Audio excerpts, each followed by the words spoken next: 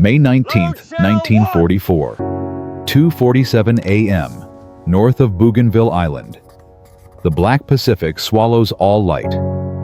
Inside the cramped Combat Information Center of USS England, Lieutenant Commander Walton Pendleton stares at a green phosphor screen. A single blip pulses Japanese submarine I-16 carrying 40 torpedoes meant for American troop transports. His sonar operator whispers, "He doesn't know we're here." Pendleton's hand hovers over a red firing button. In 12 days, this 306-foot destroyer escort will do what no warship in history has ever done, and the Japanese Imperial Navy will never recover. May 16, 1944, Pearl Harbor Station, Hypo. Lieutenant Commander Joe Rochefort slid a decoded message across Admiral Charles Lockwood's desk. His hands shook, not from fear, but from 3 days without sleep. Operation A-Go, 17 Japanese submarines. They're building a picket line from truck to the Admiralties. Lockwood read it once, twice. The paper crumpled slightly in his grip. If they report our carrier positions... He didn't finish the sentence. He didn't need to. Both men understood 127,000 American sailors sailing straight into ambush. Saipan invasion canceled. The Pacific War extended by a year, maybe 2. Lockwood reached for the phone. "Get me the England." Rochefort blinked. "The destroyer escort. She's got the new weapon, and a captain who actually believes in mathematics." "Sir, she's a tin can. 17 submarines. We don't need to sink 17. Lockwood's voice went flat.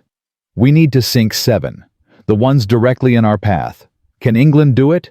Silence. "I don't know, sir." "Then let's find out." May 18th, 1944. 0600 hours. USS England forward deck. Walton Pendleton stood at the bow, watching USS George and USS Raby slice through the morning mist to form up on England's flanks. 3 destroyer escorts, 540 men total.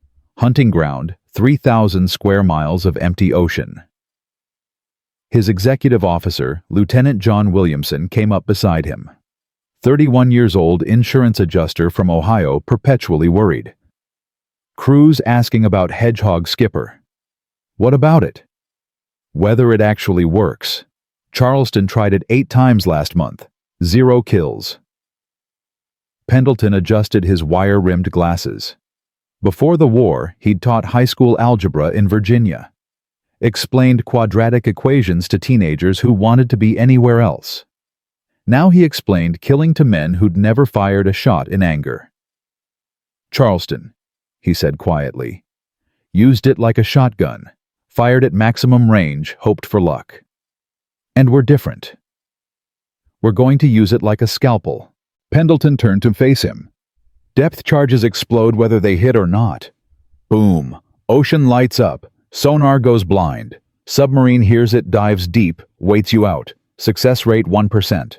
And Hedgehog, contact fused, 24 projectiles. No explosion unless they hit steel. We maintain sonar lock the entire time. No warning, no blindness, just mathematics." Williamson studied his captain's face. Pendleton's wife, Margaret, was 8 months pregnant back in Norfolk. He'd received the telegram 3 days before they shipped out. "It's a girl. Wish you were here." "You really think we can sink submarines with math?" Pendleton's voice was almost a whisper. "I think fear makes men predictable, John, and predictable things can be calculated." He walked back toward the bridge. "Battle stations in 30 minutes. We hunt tonight." May 19th, 1944. 0200 hours. England ran dark. All external lights killed. Engines throttled to minimize wake. The night swallowed everything, Moonstar's horizon. Inside the Combat Information Center, Sonarman Second Class Herbert Fryer sat hunched over his equipment headphones, pressed so tight they left red marks on his temples. 22 years old. From rural Kentucky. Perfect pitch. Could hear a diesel engine charging batteries from 4,000 yards away. At 2:47 a.m., he heard something. His hand shot up. "Contact!" The words crackled through the ship's intercom like electricity. Men jerked awake. Boots hit deck plates. Within 90 seconds, 186 sailors stood at battle stations. Pendleton arrived on the bridge in 40 seconds, boots unlaced, shirt half-buttoned. "Talk to me, Fryer." "Bearing 117, range 1500 yards, speed 6 knots. Twin screws. He's charging batteries, sir. Doesn't know we're here." Pendleton moved to the chart table. His hands were steady. Williamson's were not. "Intercept course. 095, 11 minutes to firing position." Pendleton picked up the intercom. "This is the captain. We have contact. Japanese submarine, range 1500 yards. We're going to kill it. No one talks. No one drops anything. He doesn't know we exist. Let's keep it that way." He released the button. "Battle stations. Tell George and Raby to hang back. If we miss, they get second shot." The alarm rang once, short, sharp, final. "Combat Information Center. 0251 hours." The room was smaller than a closet. Red battle lamps cast everything in bloodlight. Fryer's face was pressed against his equipment hands, adjusting frequency dials with surgeon precision. "Range 1200 yards. He's still on course." Pendleton stood behind him, one hand on the firing panel. 24 spigot mortars mounted forward. Red button. Simple as a light switch. Press it, and 65-pound projectiles arc into darkness. If the math was right, they'd bracket the submarine. If the math was wrong, they'd hit nothing waste ammunition, and the target would dive to 400 feet and vanish. "Increase speed to 18 knots, Pendleton ordered. "Come right to 095. The deck tilted. England's bow bit into swells. Then Fryer's voice, tight with tension. "Target's turning. Coming left. He's diving." Pendleton's hand stopped mid-motion. His knuckles wrapped around the compass went white. He heard us. "Passing 100 feet, 120, leveling at 150. Williamson leaned close. "Skipper, if he's at 150 feet and turning into us, doctrine says we fire at 600 yards. Doctrine was written by men who don't trust their sonar." Pendleton's voice stayed level. "We fire at 300 yards. 300? Williamson's eyes widened. "That's knife fighting range. If he sees us..." "He won't." "How do you know?" "Because he's scared, and scared men make mistakes."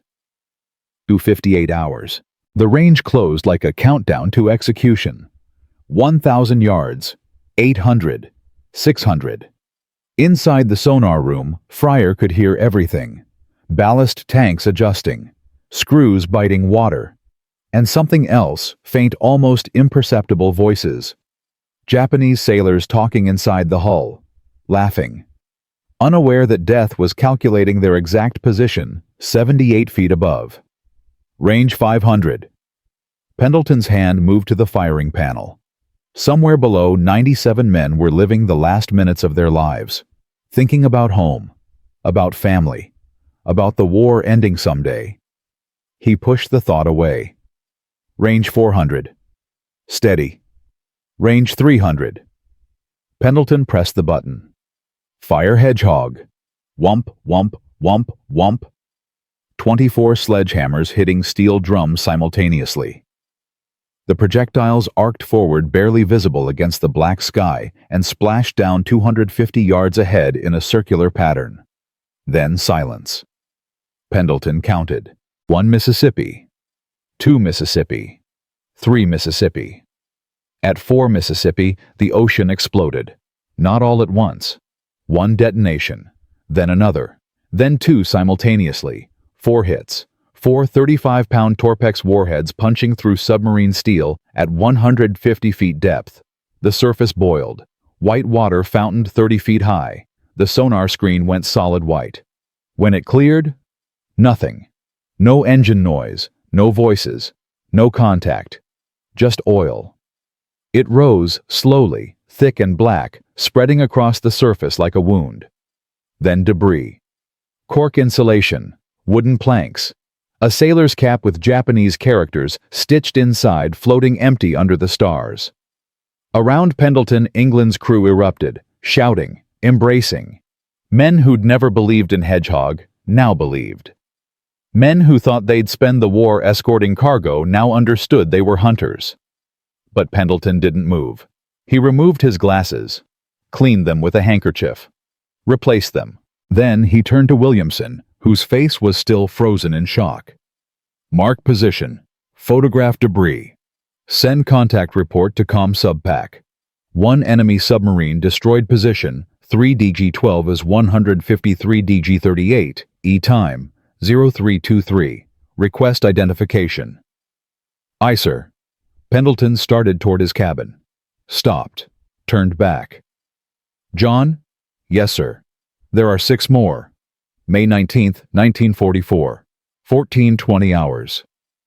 The message from Pearl Harbor came 8 hours later. Radio man Chief Eddie Foster tore it from the decoder and ran it to the bridge. Pendleton read it once, folded it, put it in his pocket. From Com Subpack to USS England debris confirms I-16. Fleet submarine commissioned 1940 crew, 97. Well done. Continue patrol. 97 men. Williamson waited for some reaction. Remorse, pride, anything. Pendleton just returned to his charts pages covered in pencil marks, angles, vectors, probabilities. What are you doing, calculating where the next one will be? Skipper, we just sank a submarine. First hedgehog kill in history. Shouldn't we celebrate? Pendleton didn't look up. 97 men just drowned in a steel coffin, John. They had mothers. Some had children. They were doing their duty same as us. Then why'd you kill them? Pendleton finally looked up. Behind his glasses, his eyes were tired. Because if I didn't, they'd kill 5,000 of ours? That's the mathematics. I don't have to like it. I just have to do it. He returned to his charts. 6 more submarines out there, each one carrying enough torpedoes to sink a carrier. We find them or they find our fleet. Simple as that. May 20th, 1944. 0300 hours. Officer's wardroom. Most of the crew couldn't sleep. Victory tasted like coffee and adrenaline. But in the wardroom, over powdered eggs that tasted like cardboard, Williamson asked the question everyone was thinking. What if they change tactics? Go deeper. Stop charging at night. Pendleton set down his fork. Then we adapt faster. Adapt. How? By listening. Every submarine commander is human. He gets tired. He makes mistakes. Our job is to calculate what mistake he'll make and be there when he does. Lieutenant Robert Helm, the gunnery officer. 28 former college football players spoke up. With respect, Skipper, you're talking like it's a math problem. These are submarines, not equations. Pendleton smiled thin, almost sad. Everything's a math problem, Bob. Trajectory, velocity, probability, even fear. He leaned forward. You know what the Japanese commanders are doing right now. They're getting orders from Tokyo. New patrol patterns, new security protocols. But they're still human, still predictable. How? Because they're scared. And scared men always make the same mistake. What's that? They hesitate. Pendleton stood. Fear makes you second guess. You hear a sound. Do you dive now or wait? You need to surface. Do you do it here or 3 miles west? Every decision takes 2 seconds longer when you're afraid. He moved to the door. And 2 seconds is all we need. May 21st, 1944, 1900 hours. England's radio room intercepted a Japanese transmission, short encrypted emanating from coordinates. 3DE-27's 154 DG-12. E Station Hypo decoded it 6 hours later. RO-106 to Fleet Command enemy movements confirmed. Proceeding to secondary position. Will report at 0400.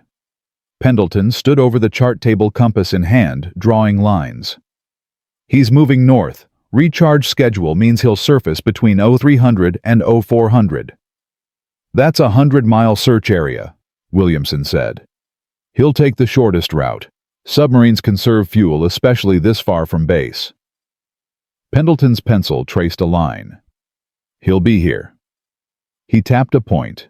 3DG-34's 154 DG-20E. How can you possibly know that? Pendleton looked up. Because it's what I'd do. May 22nd, 1944. 03:15 hours. Fryer's voice crackled through the intercom. Contact, bearing 271, range 1,800 yards. Pendleton was on the bridge before the words finished echoing. Classification, RO class, single screw. He's surface charging batteries. This time Pendleton didn't hesitate. Battle stations, intercept course, flank speed. England surged forward, bow throwing white water. The submarine heard them at 900 yards, crash-dived in 40 seconds. But 40 seconds was too long. At low 3:37, Pendleton fired. 6 explosions, RO-106 gone. 104 more Japanese sailors swallowed by the Pacific. Pendleton marked the position, photographed the debris, sent the report. Then he returned to his charts. 5 more, he said quietly. And the crew, watching their captain work through the night, pencil scratching against paper, calculating angles they couldn't see, hunting submarines that hadn't surfaced yet, began to understand something. This wasn't a man, this was a weapon, and the ocean had just learned to be afraid. Years later, Williamson would write in his memoir, Pendleton never celebrated a kill. He'd mark the position, photograph the oil, return to his charts, already hunting the next one. It was like watching a man solve crossword puzzles while the world burned around him. But here's what I didn't understand. Then he wasn't cold. He was carrying all of it, every sailor, every explosion, every calculation, in silence. Because if he let himself feel it, he'd stop. And stopping meant American boys died. So he calculated. And he killed. And he saved thousands by drowning hundreds. That's not mathematics. That's sacrifice. 2 kills in 4 days. The crew started calling Pendleton the Calculator. He didn't smile at the nickname. He barely spoke at all anymore, just stood over his charts through the night, pencil moving in small circles, calculating death. May 23rd, 01:40 hours. England's radio room picked up another transmission. Faint fragmentary coordinates scrambled. Station Hypo decoded it in 3 hours. RO-104 to Tokyo, position compromised. Request new patrol sector. Williamson brought the message to Pendleton's cabin. Found him asleep at his desk, head on folded arms, charts crumpled beneath him. The photograph of Margaret and their daughter, born 3 weeks ago, named Sarah, a child he'd never held, sat face down beside cold coffee. Skipper. Pendleton jerked awake. For half a second his eyes were somewhere else, somewhere that wasn't steel and ocean and killing. Then the mask returned. What is it? RO-104. Transmission intercepted. He knows we're hunting. Pendleton read the decoded message once. His jaw tightened. Good. Good. Scared submarines make mistakes faster. He stood reaching for his jacket. Where did the transmission originate? 3DG-41's 154 DG-35E. Pendleton moved to the chart table, compass already in hand. Drew 3 lines, patrol pattern, intercept vector, escape route. He'll run northwest, deeper water, more room to hide. The pencil stopped. But he has to surface to recharge, and when he does, we'll be waiting. No. Pendleton looked up. His eyes were bloodshot, rimmed with exhaustion. We'll be there. Waiting implies uncertainty. I know where he'll surface. I know when. The only variable is whether we arrive first. He grabbed his hat. General quarters. Set course 350. Flank speed. 6:12 hours. Dawn broke red over a gray sea. Fog rolled in thick, visibility down to 200 yards. England cut through it like a blade, radar sweeping in 30-second intervals. On the bridge, Pendleton stood motionless, binoculars, scanning nothing but white. Beside him, Lieutenant Helm, the gunnery officer who'd questioned mathematics 4 days ago, shifted weight from foot to foot. Skipper, we've been in this grid for 3 hours. Maybe he went a different direction. He didn't. But if the calculation's off, it's not. Helm fell silent. Around them the fog pressed close, muffling sound, erasing the horizon. England had become a ghost ship alone in white emptiness. Then Fryer's voice crackled through the intercom, tight with excitement. Sonar contact. Bearing 328, range 2,000 yards. Classification RO class, surfaced stationary. Pendleton didn't move, didn't speak, just smiled, thin, grim, exhausted. He's charging batteries, he said quietly, just like I calculated. Battle stations. No. Pendleton lowered his binoculars. If we sound the alarm, he'll hear it through the fog. Maintain silent running. Come right to 328. Slow to 8 knots. England turned like a hunting cat. Silent. Patient. The fog swallowed even her wake. At 200 yards, the submarine's silhouette emerged, low dark conning tower barely visible. Men on deck smoking, laughing, unaware. At 900 yards, one of them looked up, saw England's bow materialize from the fog. His cigarette fell from his lips. He screamed. The submarine's klaxon wailed. Men scattered. The conning tower hatch slammed shut. Too late. Crash dive, Fryer shouted. He's going under. Fire now, Pendleton ordered. Range is 1,100 yards, sir. Hedgehog's optimal. Fire now. Williamson pressed the button. 24 projectiles arced through the fog, splashed down in a wide pattern. The submarine's hull was already submerging 30 feet, 40 feet, diving fast. Silence. 1 Mississippi, 2 Mississippi, 3, 4 explosions, then 2 more, then nothing. The fog cleared slightly. Oil spread across the surface thick and black. A life raft floated up empty, then a shoe, then a hand still gripping a wrench. Pendleton turned away. Mark position. Send report. RO-104 destroyed. He walked to his cabin, closed the door, sat on his bunk with his head in his hands. When Williamson knocked 10 minutes later, Pendleton's voice was steady again. Come in. Crew's asking for an address, Skipper. 3 kills. They want to hear from you. Tell them to get some sleep. We're hunting again tonight. Sir, with respect, you haven't slept in 40 hours. I'll sleep when they're all dead. Williamson hesitated. The Japanese or us? Pendleton looked up. His eyes were hollow. Both. May 24th, 1830 hours.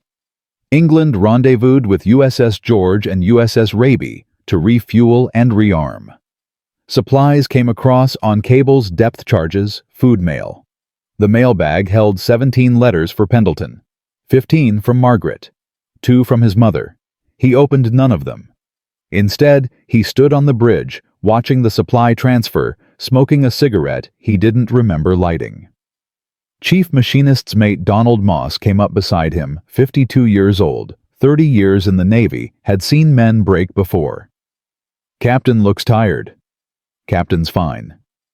Captain looks like he's carrying ghosts. Pendleton took a long drag, said nothing. How many now? Moss asked quietly. 3 submarines, 307 Japanese sailors. And how many Americans did we save? Pendleton flicked ash into the wind. I don't know. Thousands, maybe. If those submarines had found our carriers. He trailed off. But I don't see their faces. I only see the ones I killed.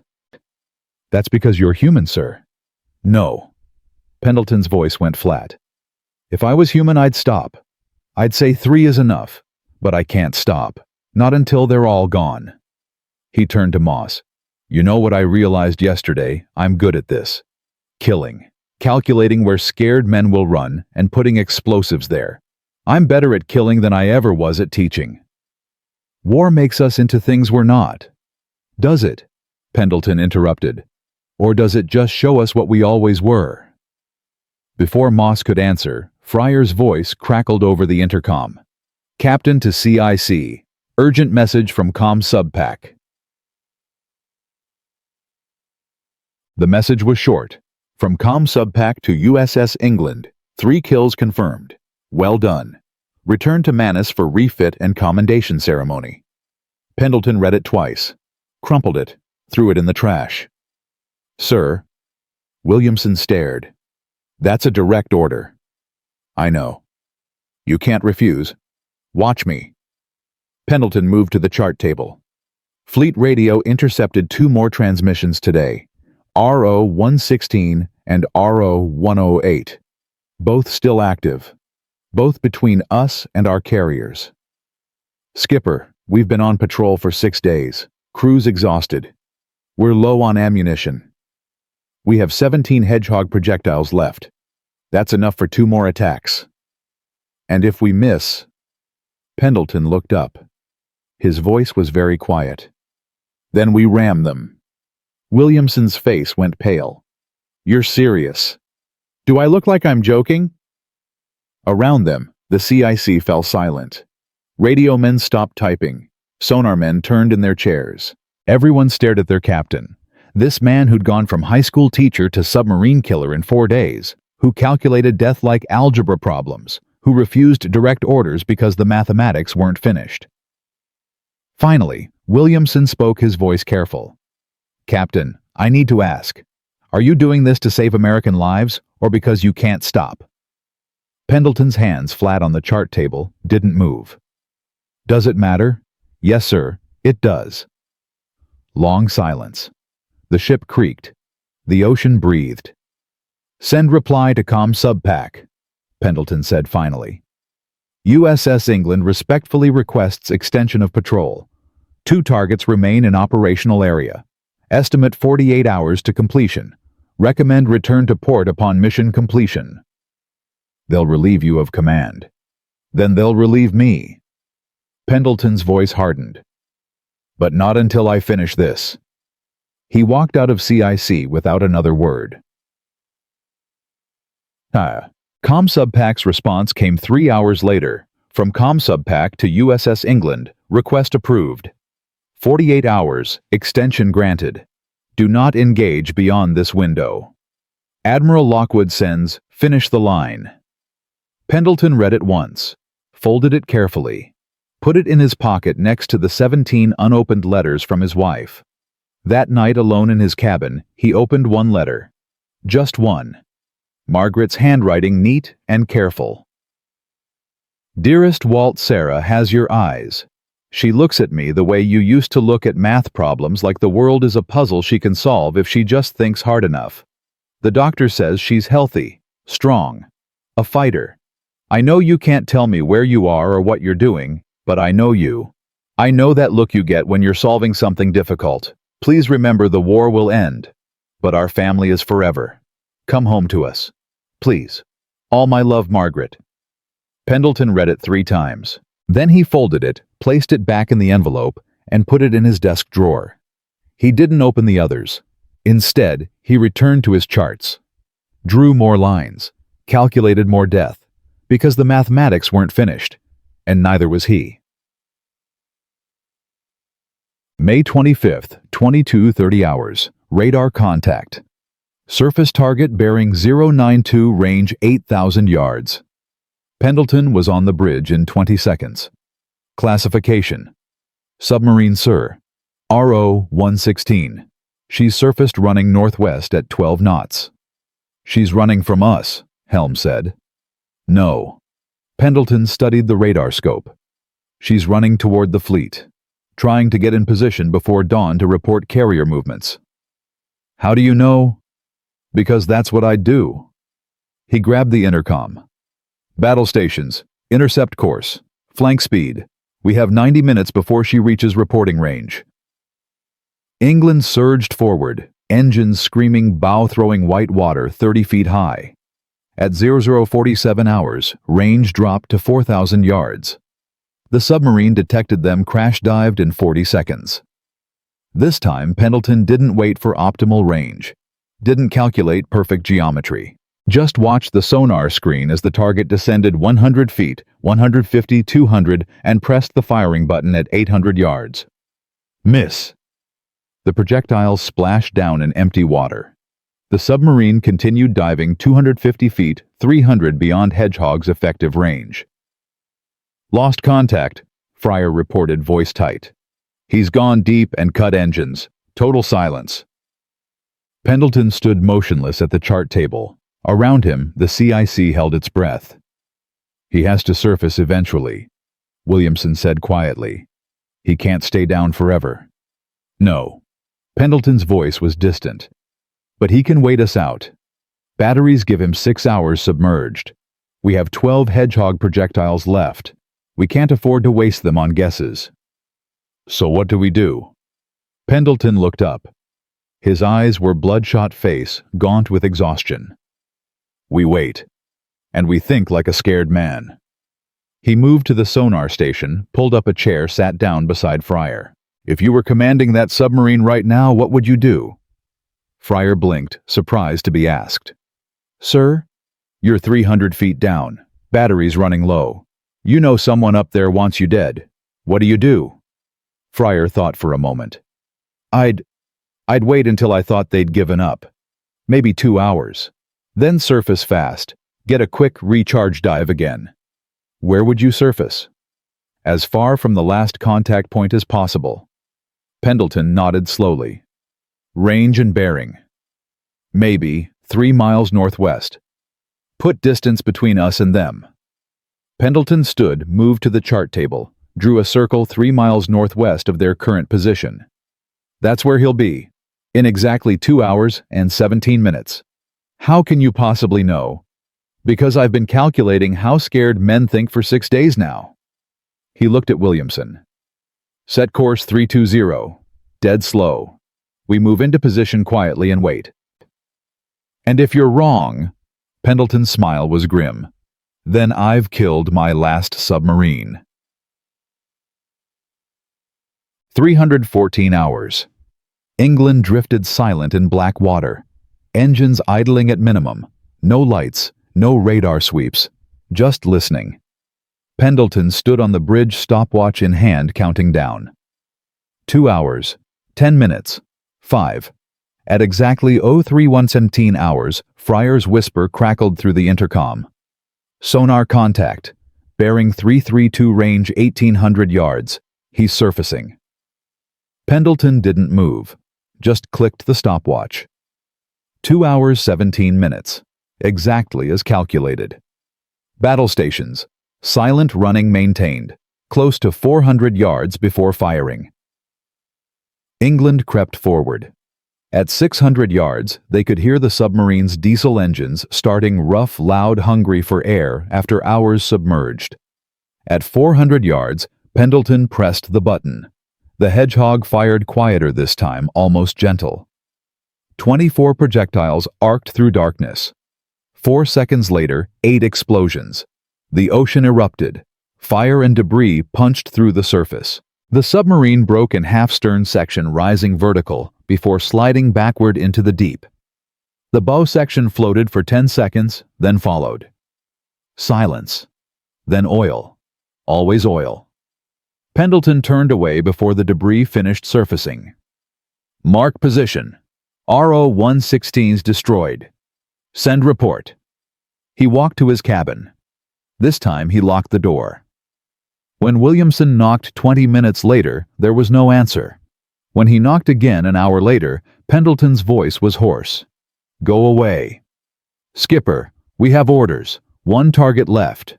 RO-108. Station hypo intercepted." "I said go away." Silence. Then, "Sir, with respect, you can rest after. But right now, 300 men on this ship need their captain. And somewhere out there, RO-108 is hunting our fleet. We're the only ones who can stop it." Long pause. The door opened. Pendleton stood there, uniform, wrinkled face, unshaven eyes red. But his voice was steady. "Where is it?" "Last transmission placed at 40 miles northwest. Moving toward the fleet at 8 knots. Pendleton looked at his watch. 04:30 hours. "We'll intercept by dawn. Prepare for engagement." He stepped out of the cabin, stopped, turned back to Williamson. "John." "Yes, sir." "After this one, I'm done." Whatever ComSubPac orders next, I'm requesting transfer to shore duty. I can't. He trailed off. I can't calculate anymore. Williamson nodded, said nothing. Because they both knew there would be no shore duty. Not for the man who'd rewritten submarine warfare. Not for the captain who'd sunk 4 submarines in 6 days. The Navy would keep using him until there was nothing left to use. And Walton Pendleton, former high school math teacher, husband, father, would keep killing until the ocean ran out of targets or he ran out of soul. Whichever came first. In the cramped space between duty and humanity, calculation and conscience, mathematics and madness, a small ship hunted through the night toward one final kill. And the ocean, indifferent to both victor and victim, kept all their secrets in silent darkness below. May 26th, 05:47 hours. England had been hunting RO-108 for 11 hours. The ocean was empty. The radar showed nothing. Sonar heard only whales and the grinding of their own screws through water. Pendleton stood on the bridge, unmoving, a statue carved from exhaustion. He hadn't slept in 53 hours. Hadn't eaten in 14. His hands shook when he held the binoculars, so he'd stopped holding them. "Skipper!" Chief Moss appeared beside him with coffee and a sandwich. "You need to eat." Pendleton didn't turn. "I need to find RO-108. "You need to be alive when you do." "Do I?" Pendleton's voice was hollow. 4 submarines, Moss. 412 Japanese sailors. I keep seeing their faces in the oil slicks. Young faces, scared faces, just like ours. Moss set the coffee down on the chart table. "Sir, permission to speak freely." "Denied." "I'm speaking anyway." Moss moved closer, lowered his voice. "You think you're the first captain to carry ghosts? You're not. I've served under 7 commanding officers. 3 broke. 1 ate his pistol. The other 2 just stopped giving orders until someone relieved them." Pendleton finally looked at him. "Which one am I?" "Neither, because you're still hunting, still calculating, still doing what needs doing even though it's killing you." Moss paused. "But here's what I need you to understand, this crew. They'd follow you into hell. They believe in you, but they need you to believe in yourself, just for 48 more hours. Then you can fall apart." Pendleton picked up the coffee. His hands were steadier now. "What if I can't find it? Then we go home. 4 kills is enough to change the war. But 5 would end this patrol sector completely. 5 means the carrier group sails safely. 5 means—" "Skipper." Moss's voice was gentle. "You can't save everyone. You can only do the mathematics you can do." Before Pendleton could respond, Fryer's voice erupted through the intercom, sharp with excitement. "Sonar contact. Bearing 273, range 4,500 yards, submerged depth approximately 200 feet, speed 9 knots. Pendleton was at the chart table in 3 strides. Coffee abandoned, exhaustion forgotten. Classification. Twin screws. RO class signature. "Sir, it's him. It's RO-108. For the first time in days, something like relief crossed Pendleton's face. Not joy, not satisfaction, just relief that the mathematics might finally be finished. "Battle stations. Come left to 273, close to firing range." The alarm sounded. 186 men moved to their positions for the 5th time in 7 days. But this time felt different. Heavier. Final. In the engine room, the turbines screamed. In the gun mounts, crews checked weapons they probably wouldn't use. In the sonar room, Fryer pressed his headphones tight, listening to a submarine that didn't know it was already dead. At 0612 hours range, dropped to 2,000 yards. The submarine maintained course and speed. No evasive action, no indication they'd been detected. "He doesn't know we're here," Williamson said quietly. "He knows." Pendleton studied the sonar display. "He's just betting we'll lose him in the thermal layers. Watch, he'll drop another 50 feet in the next 2 minutes. 90 seconds later, the contact descended to 250 feet. Williamson stared. "How did you—" Because that's what I'd do. Pendleton's voice was mechanical, now running on discipline and muscle memory. He thinks depth equals safety. He's wrong. Hedgehog effective range at that depth. Marginal. Maybe 40% hit probability. Should we wait for him to come shallower? No. Pendleton's hand moved to the firing panel. We have 12 projectiles left. If we wait, he might detect us and dive to 400 feet. Then we lose him completely. So we take the low probability shot. We take the only shot we have. At 0619 hours, range closed to 800 yards. The submarine was still descending 270 feet, 280 pushing the limits of Hedgehog's trajectory. Pendleton's finger hovered over the red button. His hand wasn't shaking anymore. Everything inside him had gone perfectly still, perfectly cold, perfectly calculated. Fire, Hedgehog.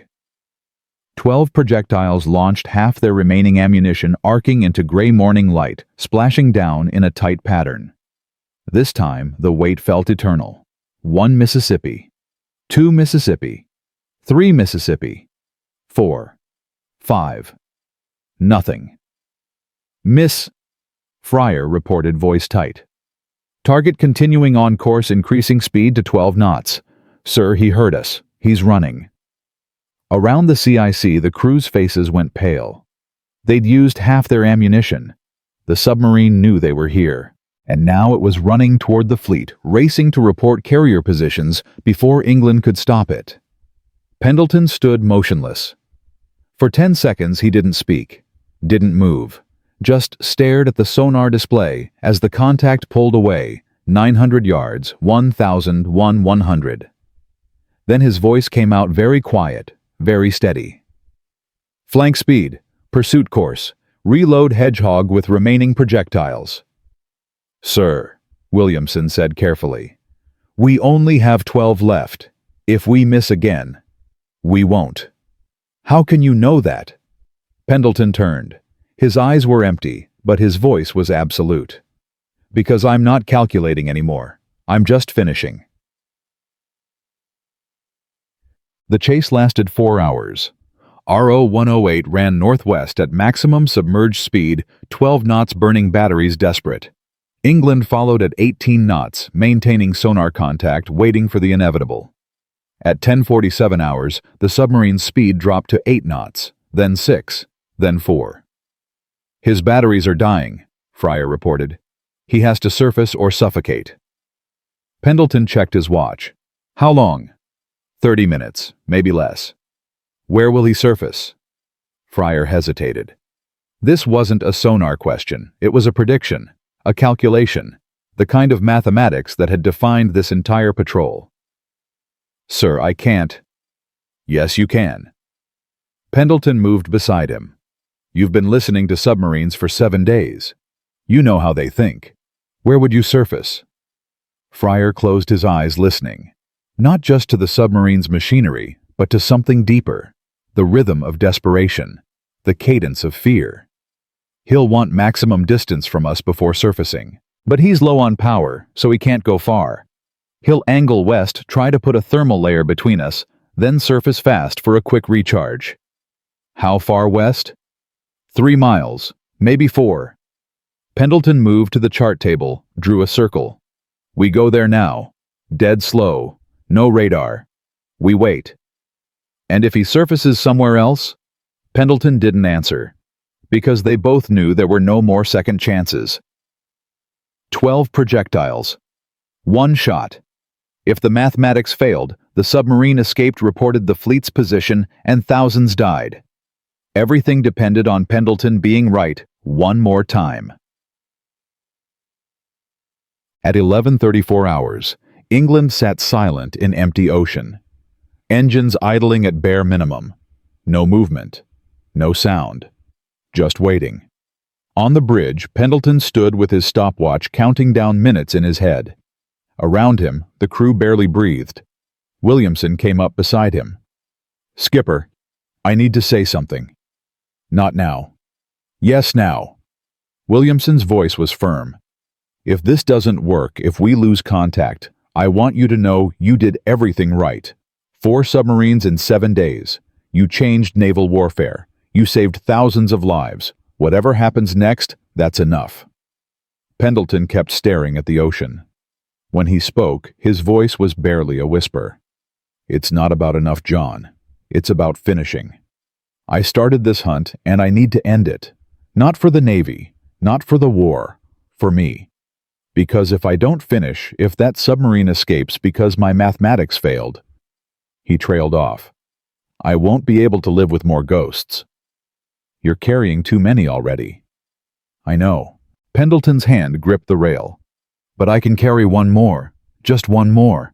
Then I'm done." At 11:37 hours, Fryer's voice cut through the silence. "Sonar contact. Bearing 285, range 3,200 yards. He's surfacing." Pendleton clicked the stopwatch, looked at the position. 3 miles west. Exactly as calculated. He closed his eyes, breathed once, opened them. Battle stations. Approach course. Silent running. Close to 400 yards before firing. England moved forward a Predator's final stalk. The submarine broke surface at 11:39 hours, conning tower first, then deckwater pouring off steel plates. Hatches opened. Men emerged gasping for air, unaware. At 11:42 hours, range dropped to 400 yards. Pendleton pressed the button. 12 projectiles, their last ammunition, their final calculation arced through gray morning light. This time Pendleton didn't count. He just watched. The projectiles splashed down in a perfect bracket around the submarine. For 3 seconds nothing happened. Then the ocean exploded. Not 4 hits, not 6, 10. 10 simultaneous detonations, 35-pound Torpex warheads punching through submarine steel from every angle. The RO-108, lifted out of the water, actually lifted bow and stern, rising simultaneously, then broke in half at the pressure hull. Both sections hung suspended for one impossible moment before plunging back into the ocean. The noise was catastrophic. The shockwave rattled England's hull. Windows cracked. Light bulbs shattered. When the water settled, there was nothing. No debris, no oil, no survivors. Just empty ocean and silence. On England's bridge, no one cheered. No one moved. They just stood there staring at where a submarine had been 3 seconds ago, where 114 Japanese sailors had been breathing and thinking and hoping to survive. Pendleton turned away, walked to the chart table, picked up a red grease pencil. Drew an X over RO-108's last position. Then he set the pencil down, removed his glasses, and closed his eyes. "Mark position. Send final report to ComSubPac RO-108, destroyed position, 3DG-52s 154 DG-47, E-time, 142, patrol area cleared, request permission to return to port." His voice was steady, mechanical, empty. "Sir." Williamson approached carefully. "Are you—" "I'm fine." Pendleton opened his eyes, put his glasses back on. 5 submarines in 12 days. Mission complete. Mathematics finished. He walked toward his cabin, stopped at the door, turned back. "John, send one more message. Personal to Admiral Lockwood. Text, request immediate transfer to shore duty upon arrival Manus. Reason medical. Sign it with my name." "Medical, sir, you're not—" "I'm not injured. I'm not sick." Pendleton's voice cracked just slightly. "I'm just done killing." He closed the door. ComSubPac's response came 2 hours later. From ComSubPac to USS England, 5 kills confirmed. Patrol area secured. Return to Manus immediately. Well done does not begin to cover it. Shore duty request denied. You're too valuable. Admiral Lockwood sends. There will always be an England in the United States Navy. Williamson brought the message to Pendleton's cabin. Found him sitting on his bunk, 17 unopened letters from Margaret spread across the blanket. He'd opened none of them. Just arranged them by postmark date earliest to latest, a paper timeline of a life he'd stopped living 12 days ago. They denied your transfer. Pendleton said nothing. Skipper, you need to... Read me the last line again. Williamson looked at the message. There will always be an England in the United States Navy. That's not a compliment. Pendleton's voice was hollow. That's a threat. They're telling me I don't get to quit. I'm a weapon now, and weapons don't get to choose when they stop killing. He picked up one of Margaret's letters, the most recent one, held it without opening it.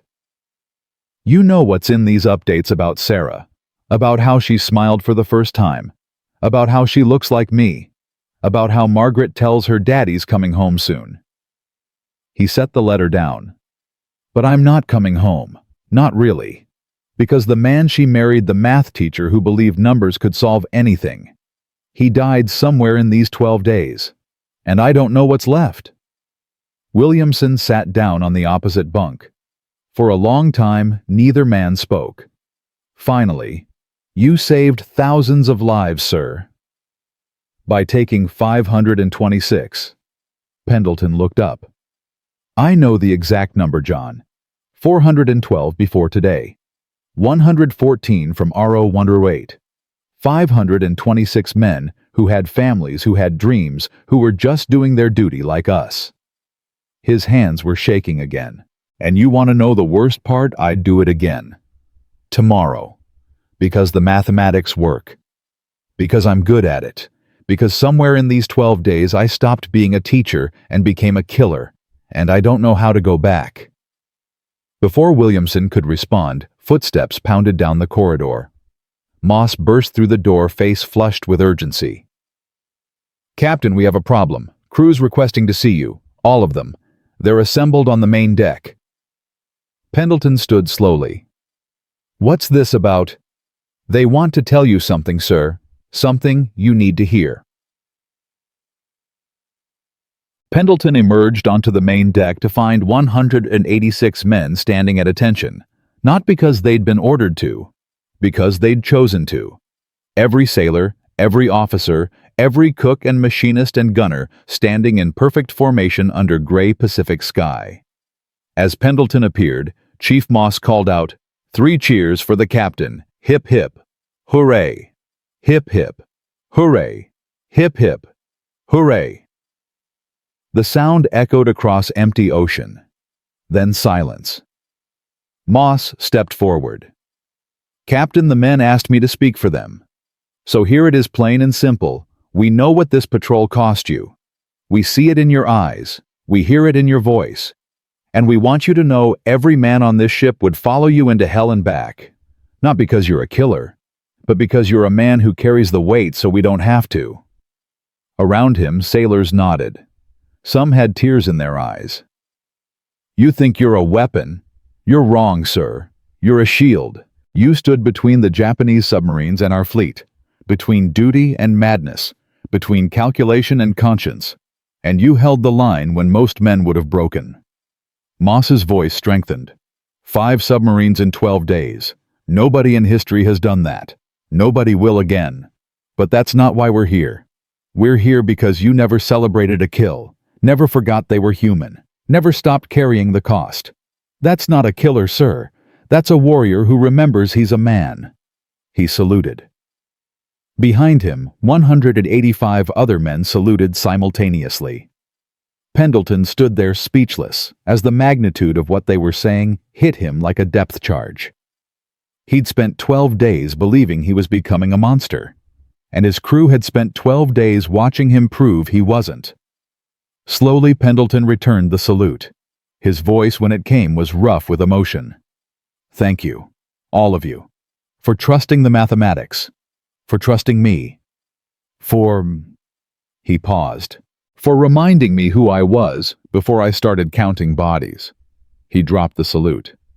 Set course for Manus. Let's go home. As the crew dispersed, Williamson came up beside him. Feel any different? Pendleton looked out at the ocean, where 5 submarines lay in silent darkness, where 526 men would never see home. No, but maybe someday I will." He walked back to his cabin. This time he opened Margaret's letters, all 17. Read them in order earliest to latest, reconstructing 12 days of a life that had continued while his had stopped. The last letter ended, "Come home to us. Please. We need you. Not the hero. Not the warrior. Just you." Pendleton folded the letter carefully, placed it back in its envelope. Then he picked up a pen and paper and began to write. "Dear Margaret, I'm coming home. I don't know what shape I'll be in when I arrive, but I'm coming home. Tell Sarah her father loves her. Tell her he fought in a war where mathematics met conscience, where duty met humanity, and where 186 men helped him remember which mattered more. I'll explain when I see you. All my love, Walt." He sealed the letter, gave it to the radio man for the next mail run. Then he lay down on his bunk and slept for the first time in 56 hours. And if he dreamed of oil slicks and empty ocean and 5 submarines descending into darkness, he didn't remember when he woke.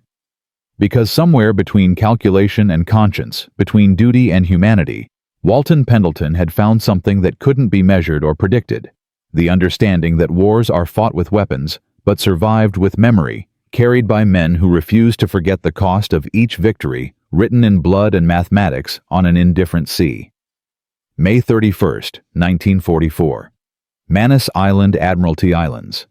14:30 hours. England entered Seidler Harbor under gray skies, her hull streaked with rust and salt, her crew hollow-eyed and silent.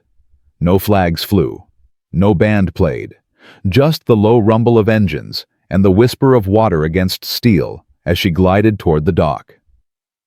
On the pier, Admiral Lockwood waited with a Navy photographer and 3 officers carrying paperwork. Behind them, a small crowd had gathered, sailors from other ships, mechanic supply personnel, all wanting to see the destroyer escort that had done the impossible. Pendleton stood on the bridge uniform, pressed for the first time in 12 days, medals pinned to his chest, though he couldn't remember when someone had put them there. His hands gripped the rail. His knuckles were white. "Ready, sir?" Williamson asked quietly. "No. They're going to want speeches, photos, handshakes." "I know. You're a hero, skipper. 5 submarines, 12 days. It's never been done before." Pendleton turned to look at him. His eyes were empty. "I don't feel like a hero, John. I feel like a man who got very good at killing and can't figure out how to stop." Before Williamson could respond, England's gangplank dropped and Admiral Lockwood strode aboard. "Captain Pendleton." His voice boomed across the deck. "By God, you did it. 5 kills. The Japanese are calling it the 12-day massacre. Tokyo Radio is broadcasting warnings about you. You're a legend." He extended his hand. Pendleton shook it mechanically. "Thank you, sir." "Thank you, son. You just changed submarine warfare forever. Hedgehog effectiveness up 1,700%. Every destroyer escort in the Pacific is being retrofitted and retrained based on your tactics." Lockwood's grip tightened. "You saved thousands of lives. Thousands. And took 526. The words came out before Pendleton could stop them. Lockwood's smile faltered. "Sir, No. You're right to remember." Lockwood's voice softened. "War makes us do terrible mathematics. We trade lives, 500 of theirs for 5,000 of ours, and tell ourselves it's justified. Maybe it is. Maybe it isn't. But the men who remember the cost, those are the ones who stay human." He released Pendleton's hand. "Shore duty request denied, Captain. But I'm giving you 2 weeks leave. Go to Sydney, see real buildings, drink real coffee. Try to remember what peace feels like, then report back for your next assignment." "Next assignment?" Pendleton's voice was flat. "Hunter-killer group operations, training new captains, teaching them how you think, how you calculate, how I kill." Lockwood met his eyes. For a long moment, neither man spoke. "Yes, how you kill. Because we need more men who can do it as well as you." He turned to leave, stopped, looked back. "Pendleton, I know what this patrol cost you. I see it in your face. But here's what you need to understand. The war doesn't care about cost. It just keeps demanding payment. And men like you, men who can make the terrible calculations and stay sane enough to function, we can't afford to lose you. What if I'm not sane anymore, sir? Lockwood's voice was almost gentle. Then you're exactly like the rest of us. He walked down the gangplank. The photographer approached camera ready. Captain Pendleton, if you could stand here for a photo. No. Sir, it's for Navy Public Relations. I said no. Pendleton's voice was steel. My crew gets the photo, not me. He turned to Williamson. Assemble the men, all of them. They earned this, not me. 20 minutes later, 186 sailors stood on England's deck while the photographer captured the moment. Pendleton stood in the back row, almost invisible, exactly where he wanted to be. June 1st, 1944. 0800 hours. Admiral's Quarters, Manus Island. Pendleton sat across from Lockwood's desk, holding a telegram that had arrived an hour ago. From Naval Intelligence, Tokyo Intercept to Subpac. Japanese Imperial Navy, memo May 30th.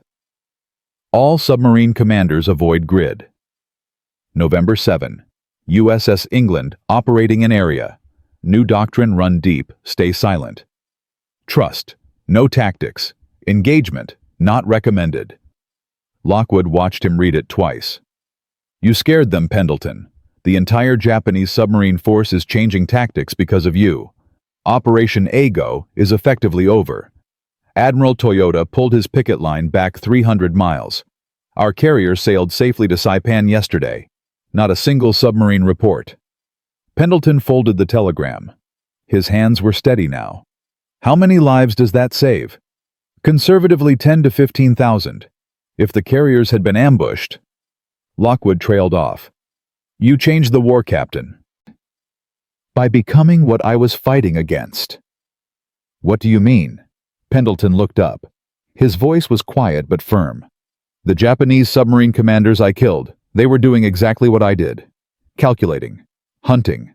Trying to sink ships to save their own people.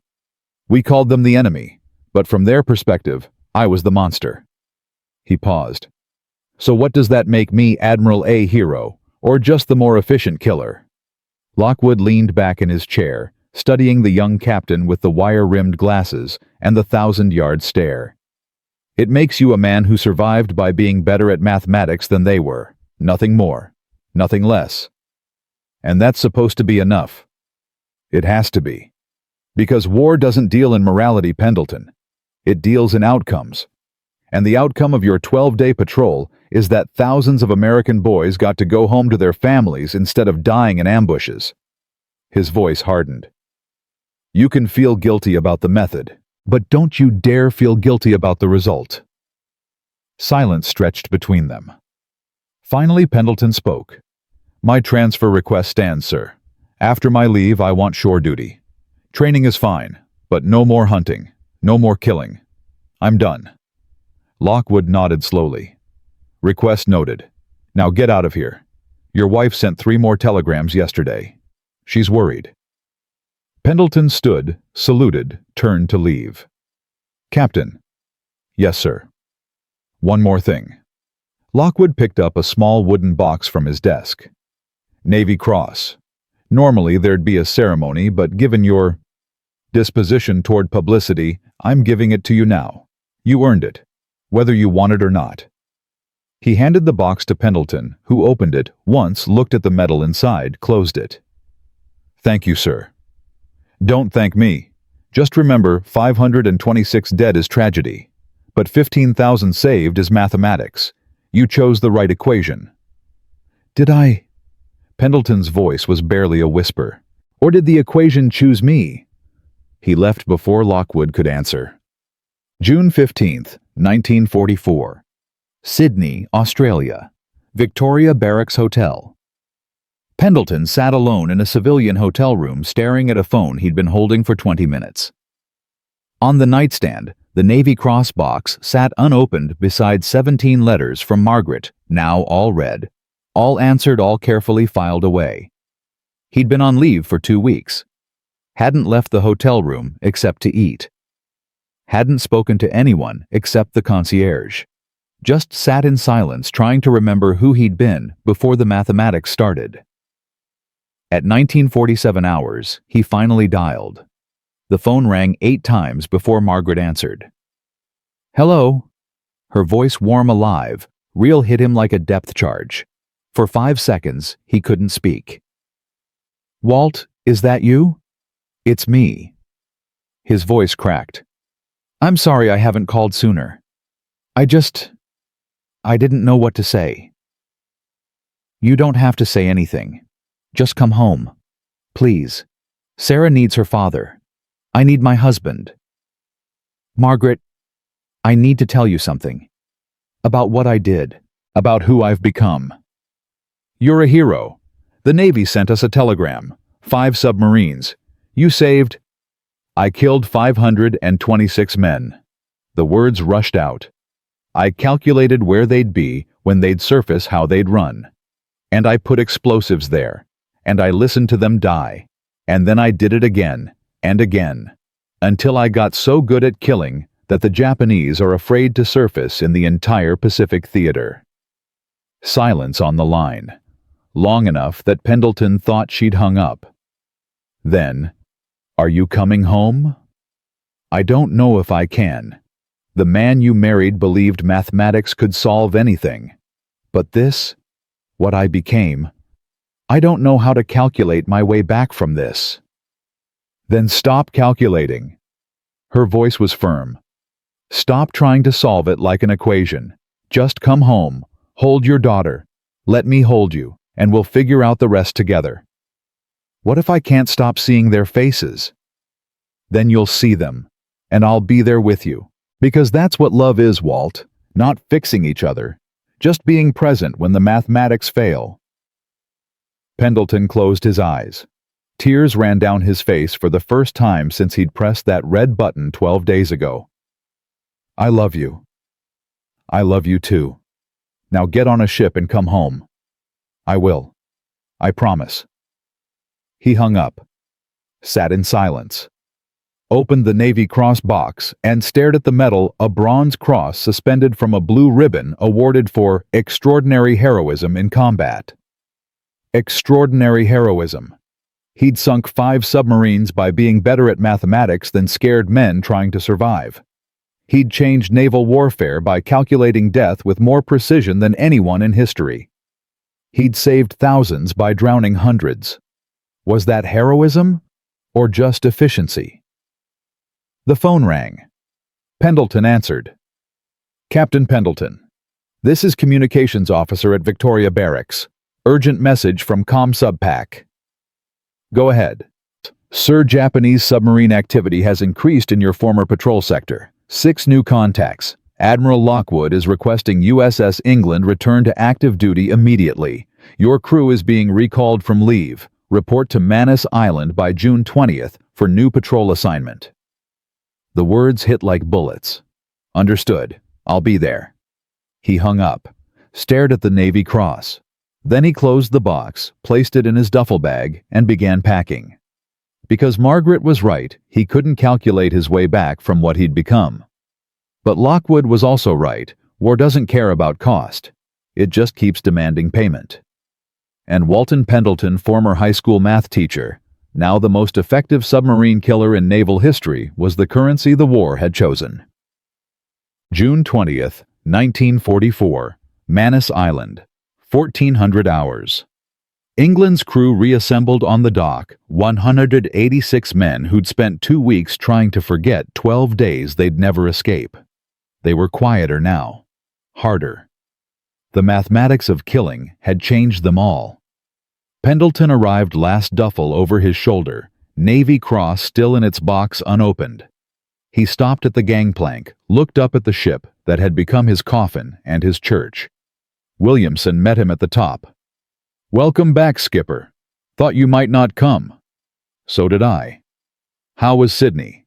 "Quiet, empty, too much time to think." Pendleton dropped his duffel.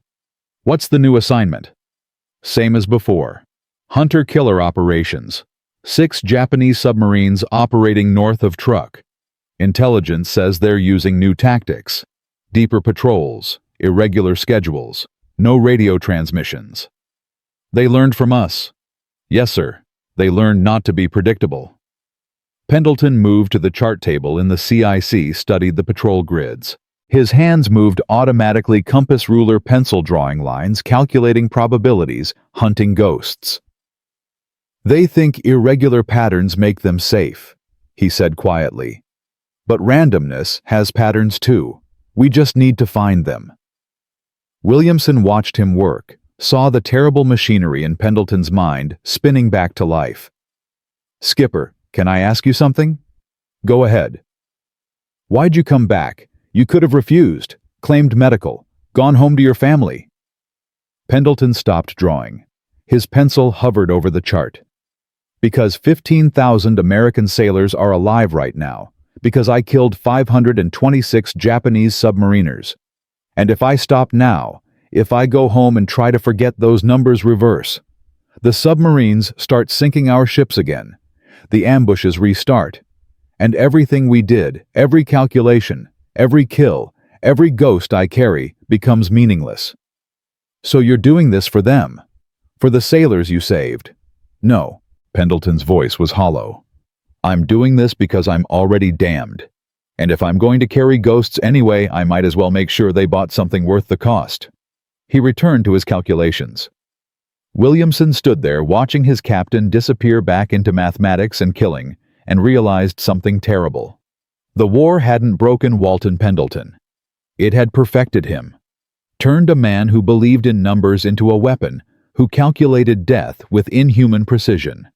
And the worst part wasn't that the Navy needed him. It was that he needed this too. Because out here alone in the Pacific hunting submarines, the mathematics made sense. The equations balanced. 526 deaths equaled 15,000 lives saved. The moral calculus was clear. It was only on land in quiet hotel rooms with telephones connecting him to wives and daughters, and the man he used to be, that the mathematics failed. October 30th, 1944, 16:47 hours. Leyte Gulf, Philippines. England was operating as part of Task Group 77.1, screening for the invasion fleet.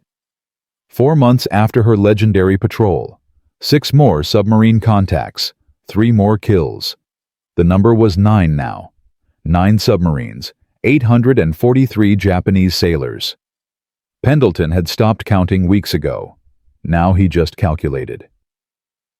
The kamikaze came out of the sun at 16:47 hours, a Mitsubishi A6M0 engine screaming pilot, already dead in spirit, diving straight toward England's bridge. Gunners opened fire. 20mm cannons, 40mm Bofors, everything they had. Tracers lit the sky. The Zero shuddered, smoking, but kept coming.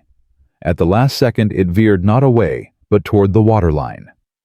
Struck England's starboard side just below the forward gun mount. The explosion was thunder and fire. 37 men died instantly. The ship lurched, began listing. Fire spread from the impact point toward the magazines. On the bridge, Pendleton grabbed the intercom. Damage control report static. Then Chief Moss's voice strained.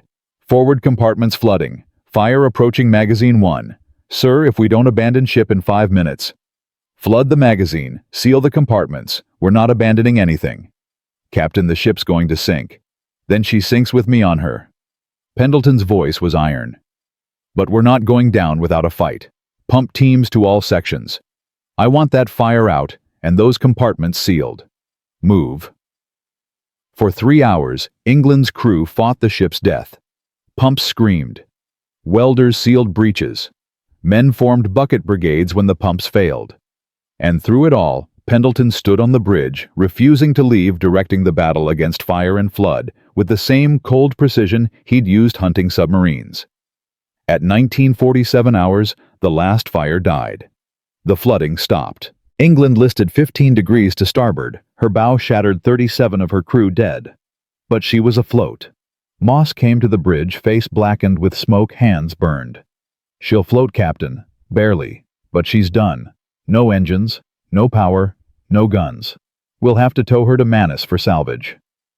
Pendleton looked out at his ship.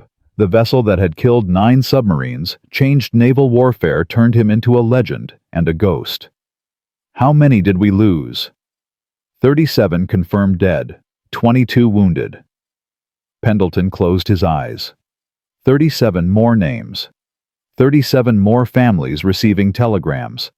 37 more ghosts to add to the 843 he already carried. Get the wounded to sickbay. Prepare the dead for burial. We'll hold service at dawn. Aye, sir. Moss started to leave, stopped. Captain, you saved the ship. You saved us. If you'd ordered abandoned ship, we'd have gone, but you didn't. You stayed and fought. That's not calculation. That's courage. Pendleton opened his eyes. They were empty. No, Chief. That's just a man who's killed so many people that he can't let his own die without fighting. It's not courage, it's guilt. He walked to his cabin, closed the door, sat on his bunk surrounded by 17 letters from Margaret he'd never answered after the first call. 37 more deaths. 880 dead total now. 15,000 saved. The mathematics still balanced. The equation still worked. So why did he feel like he'd lost all? November 15, 1944. Manus Island, salvage dock. England sat in dry dock, broken and burned, gutted for parts. Her Hedgehog launcher, the weapon that had changed submarine warfare, was being removed for museum display. Her hull would be scrapped, sold for steel, melted down into bullets and bombs that would kill more people in a war that wouldn't end. Pendleton stood on the dock, watching crews strip the ship that had been his home, his weapon, his coffin. Beside him, Williamson held transfer papers. Shore duty approved skipper, training command Pearl Harbor. You'll teach new captains Hedgehog tactics. Show them how to hunt, how to calculate, how to kill efficiently. How to become like me. Sir. That's what they want, isn't it? More men who can calculate death. More weapons who think they're still human. Pendleton took the papers. What about the crew? Dispersed. Some to new ships. Some to shore stations. Some...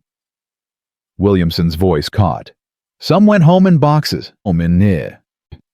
Pendleton signed the transfer papers without reading them. One more question, John. Anything. Was it worth it? 9 submarines. 880 dead. 15,000 saved. 37 of our own killed. Was the mathematics worth it? Williamson looked at the broken ship, at the captain who'd become a ghost, at the weapon that had won battles by losing souls. I don't know, sir. I hope so. Because if it wasn't, then what the hell did we become? Pendleton folded the papers, placed them in his jacket pocket. We became what war needed us to be. Calculators, killers, men who could make terrible choices and keep functioning. Whether that's worth it. He looked at England one last time. History will decide. We just pay the cost. He walked away from the dock, away from the ship that had made him a legend, toward a future teaching other men how to carry ghosts with precision and mathematics, and the terrible understanding that sometimes victory isn't measured in lives saved, but in souls traded for equations that balance only on paper, never in the heart, where 37 more names joined 880 others in silent testimony. That freedom isn't free, it's purchased with mathematics written in blood on water, that forgets nothing and forgives nothing, and keeps all secrets in darkness below, where submarines and ships and men who calculated death with inhuman precision finally rest equal in the democracy of the deep. December 1944. Pearl Harbor Naval Training Command. Building 147, second floor classroom, C. Pendleton stood before 32 young officers, all of them newly commissioned, all of them eager, all of them still believing war was about glory instead of ghosts. Behind him, a chalkboard covered in trajectory calculations, sonar intercept angles, probability mathematics. The same equations that had killed 9 submarines and 880 men. Hedgehog effectiveness, he said, voice flat pointing to a number on the board. Increased from 1% to 17% after our 12-day patrol. That's 800% improvement. Navy doctrine now mandates Hedgehog installation on all destroyer escorts operating in Pacific Theater. A hand went up. Lieutenant Junior grade Marcus Chen, 23 years old, Annapolis graduate, top of his class. Sir, is it true you sank 5 submarines in 12 days? That the Japanese changed their entire submarine strategy because of you? Pendleton set down the chalk, turned to face the class. Yes. Could you tell us how you did it, sir? What tactics you used? The classroom fell silent. 32 young men leaned forward, hungry for the secret, the formula, the mathematics that would make them heroes. Pendleton walked to the front of his desk, sat on its edge, removed his glasses, cleaned them slowly with a handkerchief. I listened to scared men die, he said quietly. I calculated where they'd run when they were terrified. I predicted their mistakes. And I put explosives there. That's the tactic. That's the formula. Exploit fear with mathematics. The classroom shifted uncomfortably. But sir, another officer spoke up. You saved thousands of American lives by taking 880 Japanese ones. Pendleton replaced his glasses. Don't misunderstand me. I'd do it again. The mathematics work. The tactics work. But before you leave this classroom wanting to be like me, understand what it costs. I have a 2-year-old daughter I've never held. A wife who writes letters I can't answer. And every night I dream about oil slicks and debris fields and the exact number of men who drowned because I was better at trigonometry than they were. He stood, moved to the chalkboard, drew a simple equation. 526 deaths equals 15,000 lives saved. This is what war reduces us to. Trading lives like currency, calculating death like algebra problems. And the truly terrible part, it works. The equation balances, the tactics succeed, and men like me get medals for becoming very efficient at killing. He turned back to the class. So, yes, I'll teach you the mathematics, the sonar techniques, the firing solutions, everything that made USS England the most effective submarine hunter in history. But I won't lie to you about what it means. You'll go home heroes. And you'll spend the rest of your lives wondering if that's the same thing as being human. The bell rang. 32 officers filed out in silence. All except Chen, who lingered at the door. Captain Pendleton. Yes. Thank you, sir, for telling us the truth. The truth doesn't make it easier, Lieutenant. No, sir, but lies make it worse. Chen left. Pendleton stood alone in the empty classroom, staring at the equation on the chalkboard. The same mathematics he'd lived by for 12 days, the same calculations that had turned him into a weapon, the same numbers that balanced on paper but never in his heart. He erased the board, picked up his briefcase, walked to the door. On his desk, forgotten, lay a telegram that had arrived during class from Naval Personnel Command to LCDR W. Pendleton, USS England decommissioned for salvage. Formal scrapping scheduled. March 1945. Hedgehog launcher transferred to Naval Museum, Washington, D.C. Your presence requested for dedication ceremony. He read it once, folded it, placed it in his briefcase beside 17 letters from Margaret he still hadn't fully answered and a Navy Cross he'd never worn. The ship that had made him a legend was being melted down, turned into bullets and bombs, recycled into more war. Maybe that was fitting. Maybe weapons were meant to be remade into other weapons. Maybe that's all any of them were now. England, Pendleton, the Hedgehog, the mathematics, just tools for killing that would be repurposed until the war ended, or everyone forgot what they'd been used for.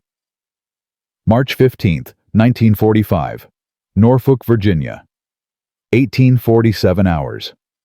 Pendleton stood on the front porch of a house he'd bought but never lived in, holding a duffel bag and 30 days of accumulated leave orders. Through the window he could see Margaret moving in the kitchen, could hear faintly a child's laughter. His hand was on the doorknob, had been for 5 minutes.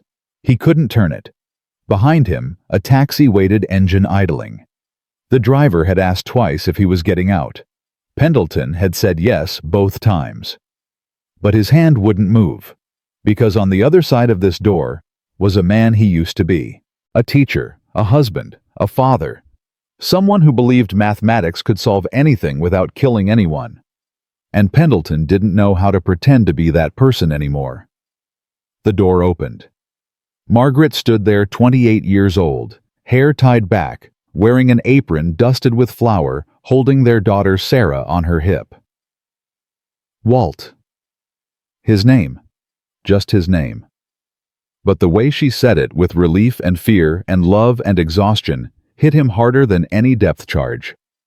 "I'm sorry," he said. "I should have called.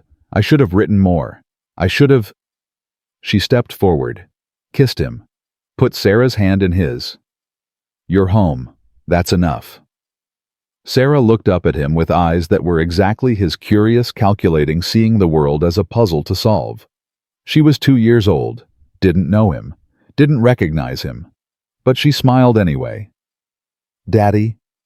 The word broke something inside him. He knelt down, let her tiny hand rest on his face, felt her fingers trace the exhaustion lines around his eyes. "Yes, sweetheart. I'm your daddy. You fight bad guys." He looked at Margaret. She nodded slightly. "She asks about you every day." Yes. I fought bad guys." "Did you win?" Pendleton picked her up, held her for the first time, felt her small weight against his chest, and wondered how something so light could be heavier than 9 submarines. "I don't know, Sarah. I think maybe nobody wins. We just stop fighting and try to remember who we were before it started." She didn't understand, just hugged his neck and said, "I'm glad you're home." Margaret paid the taxi driver, brought Pendleton's duffel inside, closed the door. And for the first time in 18 months, Walton Pendleton was home. That night, after Sarah was asleep, Margaret and Pendleton sat on the back porch. She'd asked him nothing about the war, nothing about the submarines, just sat beside him, holding his hand, letting silence be enough. Finally he spoke. "I killed 880 people, Margaret. I calculated where they'd be when they'd surface, how they'd run. And I put explosives there, 9 times. And every time it worked. Every single time." "And how many did you save?" 15,000, maybe more. The carrier groups sailed safely because the submarine picket line was destroyed. The invasion of Saipan succeeded because Japanese intelligence couldn't report fleet movements. The mathematics balance. The equation works. But you don't feel like it does. No. He looked at his hands, the same hands that had pressed the red button 9 times, that had calculated death with inhuman precision. "I feel like I traded my soul for numbers on a page. And the worst part, I'd do it again. Because the alternative, letting those submarines sink our carriers, letting 15,000 men die, that's worse. So I'm trapped in this place where I know I did the right thing, and I hate myself for it." Margaret squeezed his hand. "Walt, you're not a calculator. You're not a weapon. You're a man who made impossible choices in an impossible situation. And yes, you carry the weight. But that's what makes you human. The fact that you feel it. What if I don't want to feel it anymore?" "Then you'd be like the men who started this war. The ones who calculated death without conscience. You're not them. You never will be." She leaned her head on his shoulder. "Sarah needs a father. I need a husband. And you need to remember that you're more than 12 days of war. You taught algebra to teenagers. You believed in numbers that added up to something beautiful instead of deadly. That person is still in there. We just have to help him find his way back." Pendleton closed his eyes, breathed, let himself believe just for a moment that redemption was mathematics he could solve. August 15, 1945. The war ended. Japan surrendered after 2 atomic bombs demonstrated that mathematics had finally created death so efficient, so precise, so absolute that even war couldn't justify it anymore. Pendleton heard the news on the radio while teaching Sarah to count. 1, 2, 3, 4, 5 numbers that meant fingers and toys, and learning not depth charges and submarines and corpses. "Daddy, what's atomic?" He set down the radio, picked her up, held her close. "It's when mathematics becomes so good at killing that it scares even the people who made it." She didn't understand, but she felt him shaking, so she hugged him tighter. That night, Margaret found him in the garage crying for the first time since he'd come home. Not for the 880 he'd killed, not even for the 37 crew members who'd died when England was struck. He was crying because the war was over and he'd survived, and somewhere in the Pacific Ocean, 9 submarines lay silent in darkness with 880 men who'd never see peace, never hold their children, never get the chance to stop being weapons, and remember how to be human. "They were just like me," he whispered, "doing their duty, following orders, trying to save their people by killing mine, and I was better at it. That's the only difference. I was better at mathematics." Margaret held him, said nothing, because some things can't be fixed with words. 1961. Pendleton retired from the Navy after 17 years. Commander rank, 2 Navy Crosses, 13 confirmed submarine kills, 4 more after England was scrapped. 4 more ghosts added to the calculation. He never wore his medals, never attended reunions, never spoke about the 12 days that changed submarine warfare. Instead, he went back to teaching high school mathematics in a small Virginia town, algebra, geometry, trigonometry for teenagers who'd rather be anywhere else. Sometimes late at night, former students would ask, "Mr. Pendleton, is it true you were a war hero that you sank submarines?"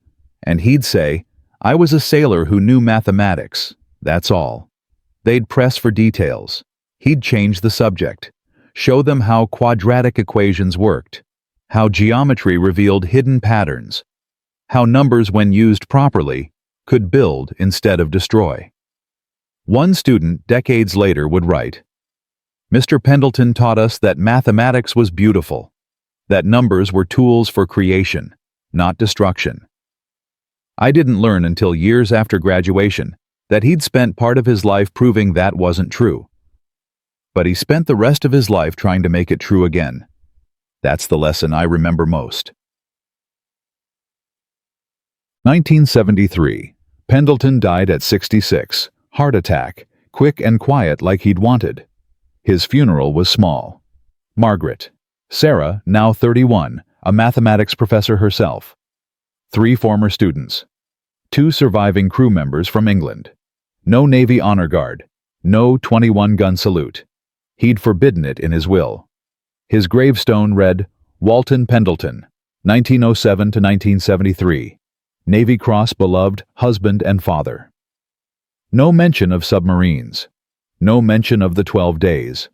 No mention of the mathematics that had killed 880 and saved 15,000.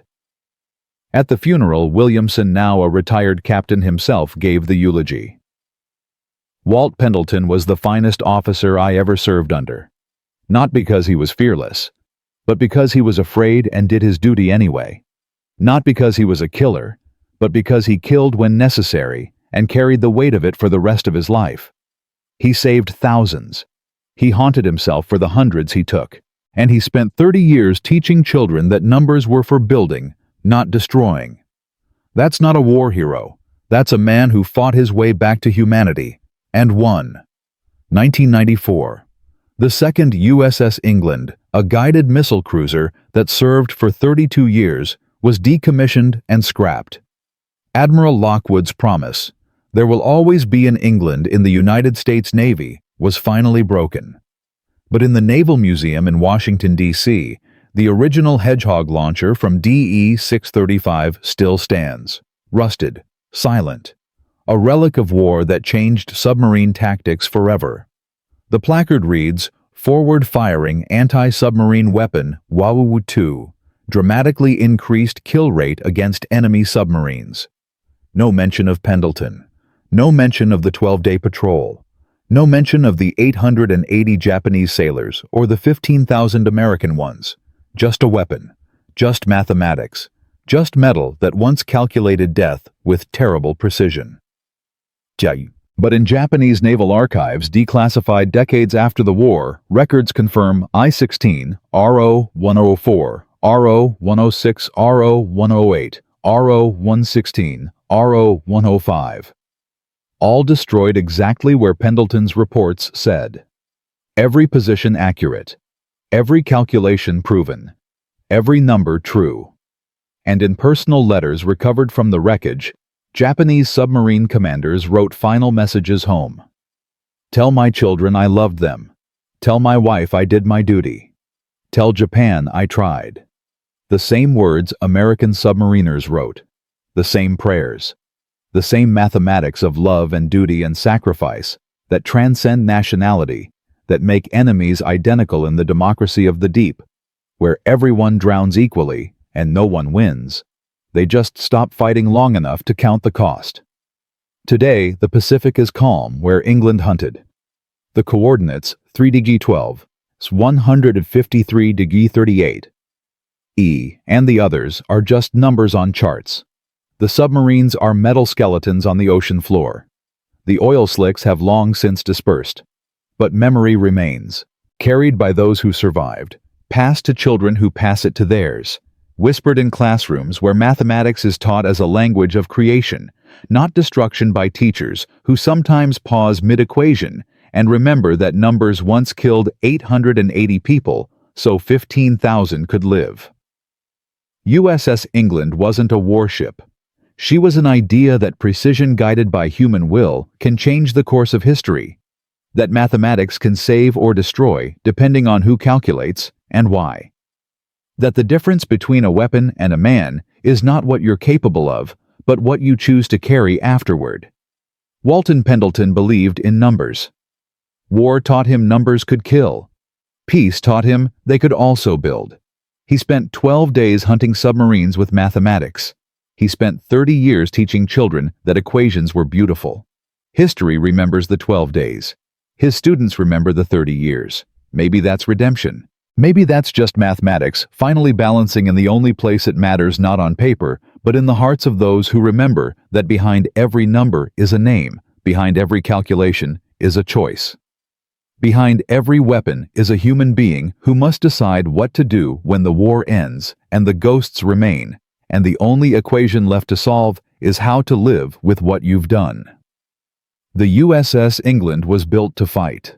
But she's remembered because one man used her to prove that even in war, humanity could survive not unscathed, but present, not innocent, but accountable, not without cost, but without surrender. They built her from steel and mathematics, but she endures in memory and conscience in the understanding that some victories are measured not in enemies killed, but in the will to remain human, while doing what must be done to carry ghosts without becoming one to calculate death, while remembering that numbers have names and names have families, and families deserve teachers who show them. Mathematics can build worlds instead of destroying them. If you believe that names and stories must endure beyond metal and time, share this truth. Remember that war demands calculation, but peace demands memory. And memory, honest, painful, complete, is the only mathematics that truly saves us. In darkness below, 9 submarines rest. 880 sailors sleep. And above, in classrooms and museums and graveyards marked with simple stones, the legacy remains not of killing, but of remembering the cost. Not of victory, but of the human will to calculate, to conscience, to carry forward the terrible knowledge that we are capable of both precision and compassion, mathematics and morality, war, and the long journey home. There will always be an England not in steel, but in story. Not in weapons, but in warnings. Not in what we destroyed, but in what we chose to build after.